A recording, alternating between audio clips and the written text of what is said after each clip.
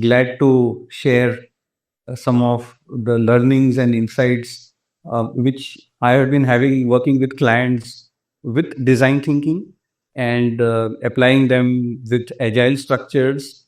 And of course, in different areas and examples, we are going to talk about, especially look at building this sustainability, not only in the surrounding, but also within the business sustainability angle part of it.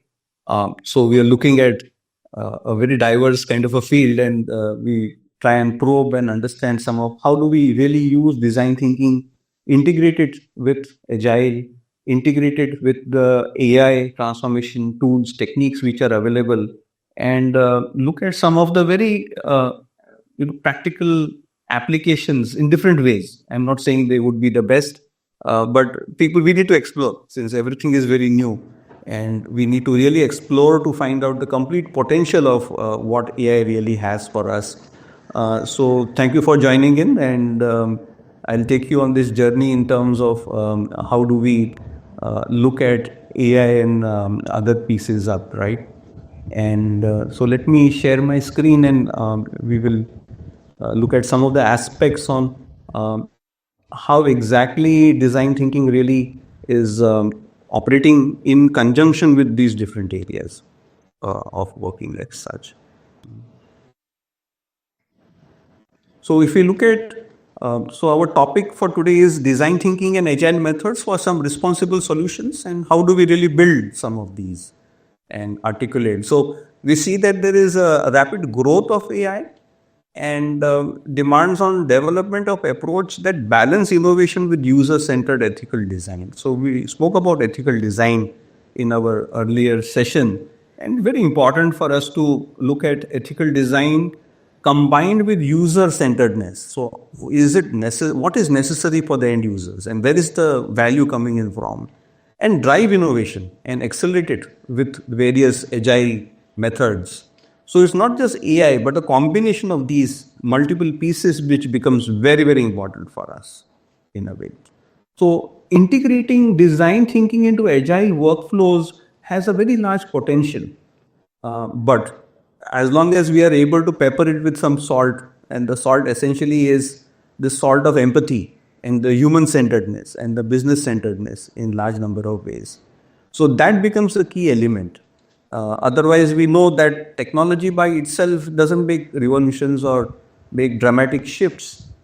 It's only with this integration that something really beautiful can really happen. And that's where we try and work through our today's session is mainly focused on how do we integrate for sustainable solutions? How do you integrate these multiple pieces? So how do you integrate design thinking with agile and AI for sustainable business value and driving that within our organizations? How do we refocus on human-centeredness for AI? Because that's the element on, how easy it is for us to use AI, how easy it is for us to use and leverage AI competencies for building business agility in a way.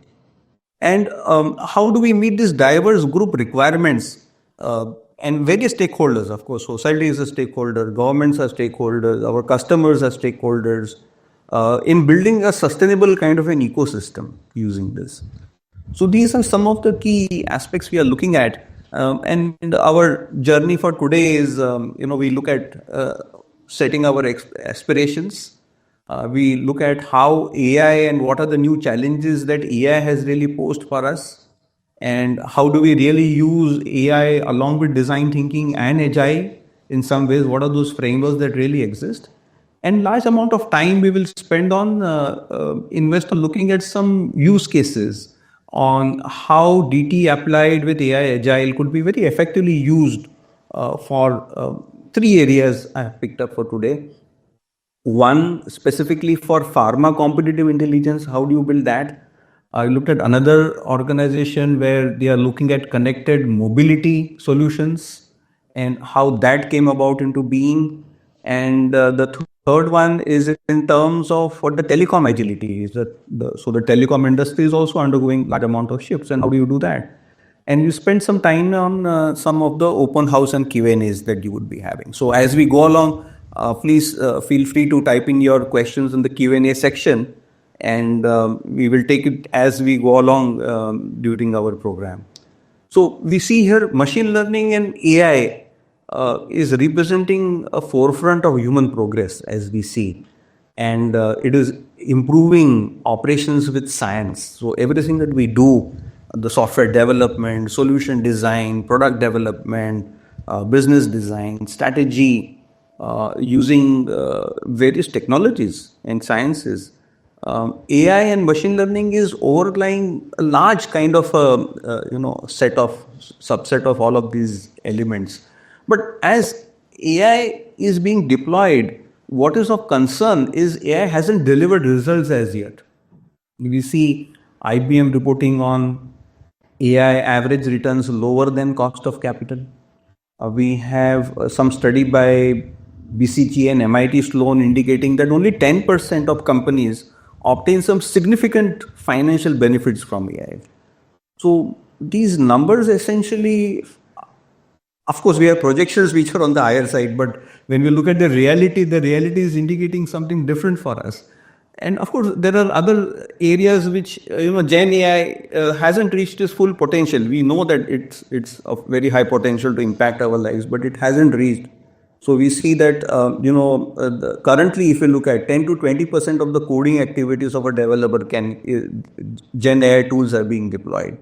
We also see that 90% of the companies have launched some flavor of digital transformation, but only one third are expecting some revenue benefit. On an average, one third of them actually have got benefits which they actually thought about in some way. And with software engineering, only 13% are systematically using Gen AI. So we see this adoption is still at a very nascent stage, though we know the potential, but we aren't seeing the results, and this adoption is pretty less in some form, looking at the potential that it has. And some studies here also indicate here digital transformation, and including AI, recent studies indicating that the median revenue increase that was expected, if we look at only 31% of the organizations or respondents actually felt 31% of the total expected revenues, increase in revenues they could meet. So you'll see that somewhere around 45% of the organizations, they are seeing revenue increase as expected is much lower in large number of formats. Even for example, applying digital transformation, AI, ML and other integrated solutions for cost reduction, haven't seen the benefits that we would envision. So only 25% of the estimated cost reductions people could really accrue. Of course, there are other organizations and who have got the benefits in large number of ways, but a large number of organizations are still laggards in this form. So we aren't seeing the business benefit. And therefore, what is it that is missing? And that question really research is indicating, and of course research done by MIT and others is also indicating that there are two key reasons which are there. One is the business paradigm for running digital transformation projects isn't sufficient or is missing in some form. The other is the semi-technical understanding by business stakeholders. So these two key reasons become some of the core obstacles towards moving towards adopting AI and digital transformation in large number of ways. And if we look at, if we deal a little deeper, one of the reasons that comes up is also got to do with how do you manage customer experience. So like Steve Jobs famously mentioned is you have to start with the customer experience and work backwards towards technology. And that is true even today. And I think it's true even for the future as new technologies emerge. We need to start with the customer experience, the stakeholder experience and move back. And therefore the need is, if we have to adopt this high potential, the only way, and one of the ways I think is highly important in this journey, is integration of Gen AI, Agile, design thinking methods into a integrated frame for us to really tap this potential completely in large number of ways. And we see Gen AI in software development is being utilized, and large number of organizations are doing it. IBM Software has reported that there is around Gen AI seeing around 30 to 40% jumps in productivity.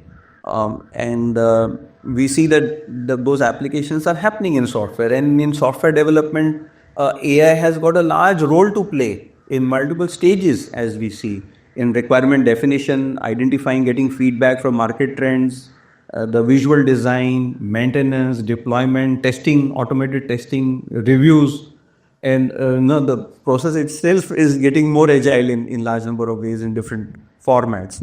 So you see a lot of predictive analytics being used to perform actions in pieces, rapid coding, and a lot of these techniques are being applied to accelerate the whole journey up.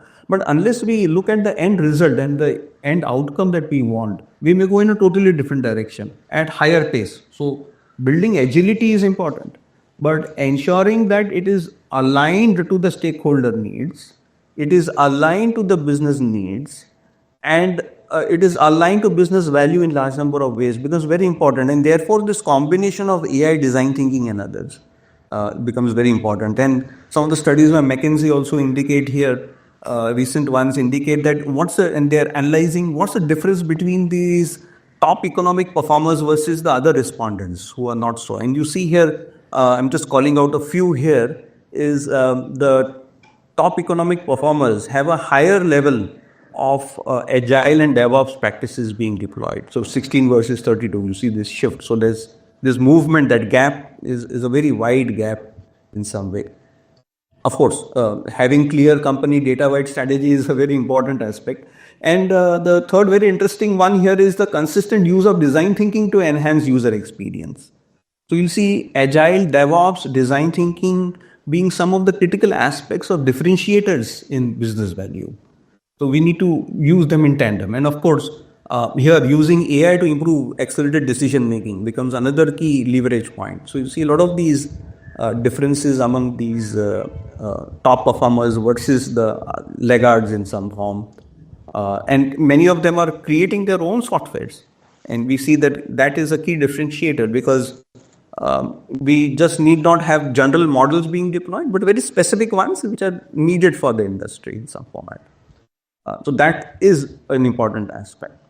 And therefore we have this human model, AI human context model, where business in general, so the business world, the entire ecosystem, which is a larger world as we know, is the societal elements, the machine world has to come together. So we know agile and AI and all reside in the machine world, where we understanding, reasoning, knowledge, expressions. There's a human element, because we need to convert our business problem into a human-centered problem, into something which is meaningful for stakeholders. And likely when we create solutions, it has to be assessed with the learning and with the human reaction and with the stakeholder reactions. Only then can it translate into business value. So the need as we move ahead in our journey towards integrating AI into our agile systems and others is to have this entire flow very clearly articulated. Moving from तो फिर से उसमें आएगी tent main model the business world, मना बना के display आ रहा ये देखो moving towards another human and the business world. अब वही लिंक भेज दिया पर नहीं बोला ये तुमको ना परमिट ही भेजा था So I think we have to mute some of the speakers. You can mute yourself. Link connectivity है Mute. We will see background sound as a external join. माते को बोलने कौन सा मुझे भेजा वहाँ से क्या वहाँ पर लास्ट पर इसी पे पहुँच रहे हैं Yes, David. Just a minute. We are just हमने लीव पे के वापस आए हम request everyone to please be on mute. Whoever is not speaking, please. Thank you. Sorry, David. Please continue. Thank you so much. So the important aspect is to have this unique model that we need to create and run in a way where business world, the machine world, the human element is integrated rather than just looking at piecemeal kind of elements. And here are some solutions in actions, some assignments, engagements that we worked from Iris Innovate, and we worked with our clients earlier also. We see some solutions in different areas. So here are some use cases which I would like to share with you, which in a way integrates these pieces up. So here is a pharma competitive intelligence. So we look at pharma world. Pharma world is highly competitive, especially when meeting up with new stakeholder demands, new kind of molecules, and also competition is so very heavy. So the need of this entire piece was in terms of identifying, creating an intelligent board. So the business need was to create some kind of an intelligence board for the CXOs and for the leadership team who take critical strategic decisions. Many times these decisions are based on gut feel, sometimes on data or piecemeal data, but we aren't able to connect these multiple pieces up and to create this kind of understanding of market dynamics, creating profiles for competitors and predicting the competitive behavior in future. So this kind of a system to be developed so that we are able to take decisions faster, agile, and developing this system, not because there's no turnkey kind of solution, you need to develop this system in an agile manner so it's very fast and you're able to check this and validate it. So the path that we took here was to look at various stakeholders, understand what exactly business need is in terms of what do they expect and what decision makings are required. And they're all got to do with getting market intelligence, how good our products are performing. Not only that, how good our operations are working in a form. How are our clients and stakeholders reacting to certain moves that we are making in the market? And are there any emerging opportunities that really exist with us? So the whole piece was to use the existing data, use information that is available in public space, use information which is proprietary in nature, which could include analyst reports and other pieces, and integrate this whole thing up into and of course we needed to use some of this AI ML and of game theory kind of elements to really figure out and understand how our clients, how our competitors in a way are performing or could perform in future. What are the kind of challenges we are facing internally in large number of ways. And not only that, but go one step ahead to create personas of the competitors, their own biases, and figure out exactly that if there are certain moves, are they really bluffs? Are they actual movements that we could really see?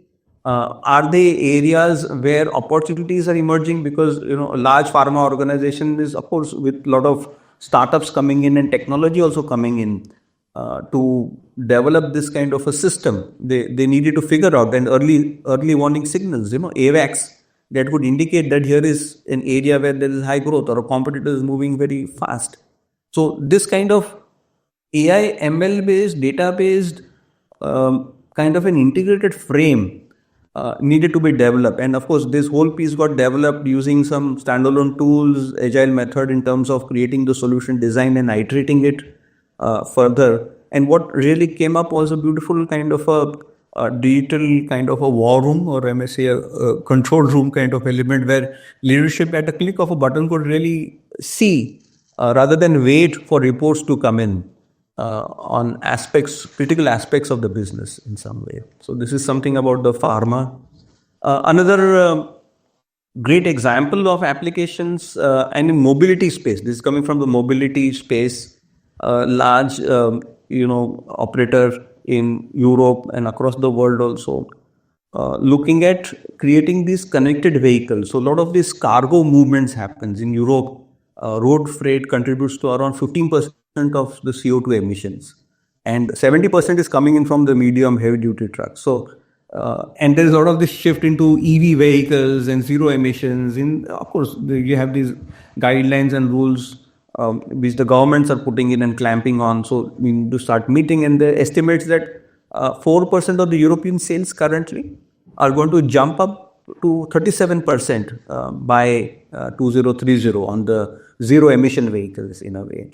So just adopting the zero emission vehicles or EV kind of vehicle isn't going to solve the problem because it has to be profitable. And when we use design thinking, we realize that it's not only just selling the EV vehicles basis sustainability or some of the parameters or government rules and regulations, but the piece was on how do we generate efficiency usage and the usage so that profitability is rising and this is sustainable.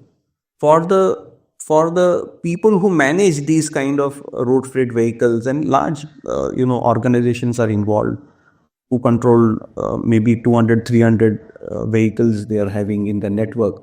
So how do we manage this efficiently? Only then the companies would invest in zero emission vehicles. They should see business value.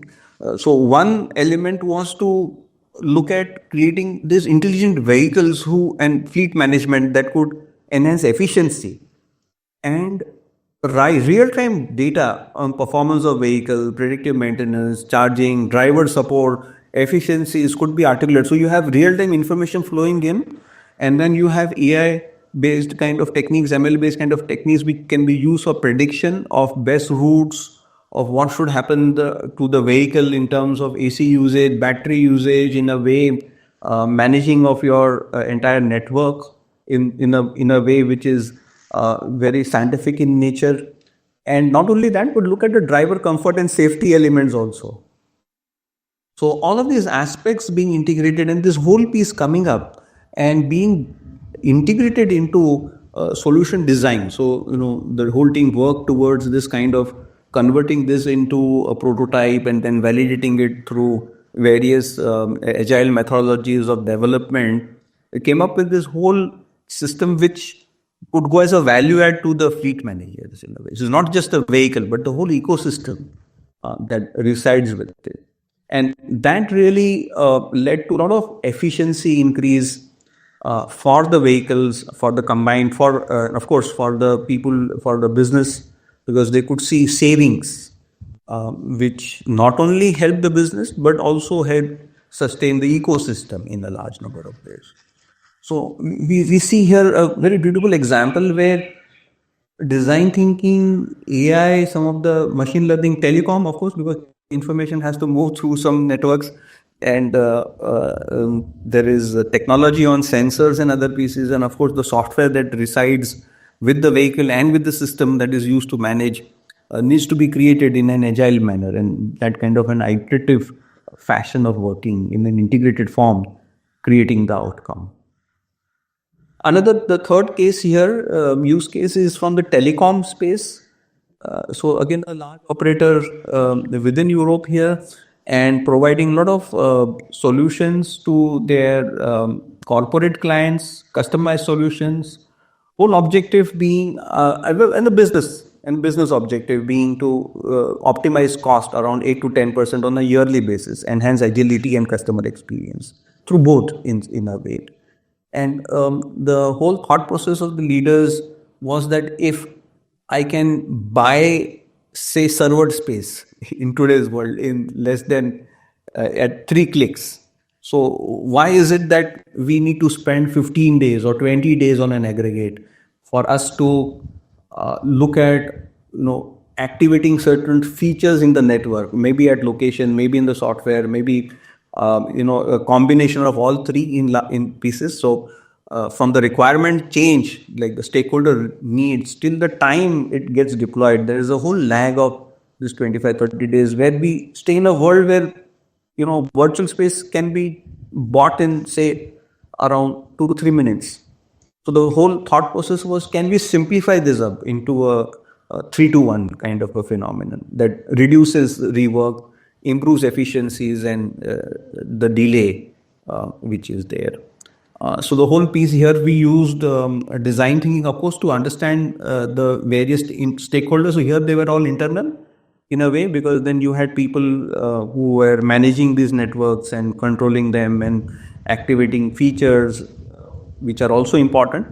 But we used here a technique on inventive thinking, functional model and trimming, which is an innovation kind of a technique where you can simplify processes and systems in a way. So we use the design thinking with an innovation technique here to look at simplifying the whole process. And then this whole process, which was a multi-step process, we could bring it down to not three was the more aspirational in the form, but we could reduce it by around 80%. We could reduce, so wherein the activation started happening in less than 24 hours for a majority of the cases, not all, but a majority of the cases. It started happening in less than 24 hours. Of course, here again, the piece was not only just the technology, and the systems to find out, track, monitor, take decisions, flag off, find patterns, and then trigger off to team saying that here's an upgrade that I should proactively be doing because the client is using this facility for a long period of time. So I need to upgrade and make those changes. And this whole system supported by a software kind of development, which followed an agile frame for us to accelerate the implementation. So this kind of an iterative approach, and here design thinking combined with trimming, which is innovation technique to create a lot of value for the business in a way. So you could see, this number of steps reducing, rework reducing, people agony reducing. You had the process flows being articulated, and suddenly you get this business value with this integration of AI, DT, agile ways of working and development, creating solutions which are business focused in a way. What's very important, and here we come to the closure, I would say, as a message is, yes, is necessary for us to adopt AI and agile and elements. So we have this AI which is coming in. So now we have access to different forms of intelligence, right? So of intelligence, which already we had, but there's another form of intelligence in the form of AI and different techniques. So it doesn't necessarily mean that it's the same, but it's pretty strong implications are there. We need to experiment with it rather than replace some of the systems, like Ethan Malik also promotes, is rather than just look at replacing some pieces, because that's what causes people, and is my job getting redundant and other fears being there. It's more got to do with how do we experiment, how do we validate, how do we try out in our day-to-day lives, and also manage risk in some form. Yeah, it's not that we just use it, but there's a human element to really assess on the ethical aspects, on the security risk aspects, and integrate it. And I would say not only replace but integrate. The time is now right for us to integrate our different knowledge bases. Because standalone we could get whatever value that we could in applications. Now's the time for us to integrate. And integrate, I would say, design thinking, AI, and agile methods for building faster solution designs for our client.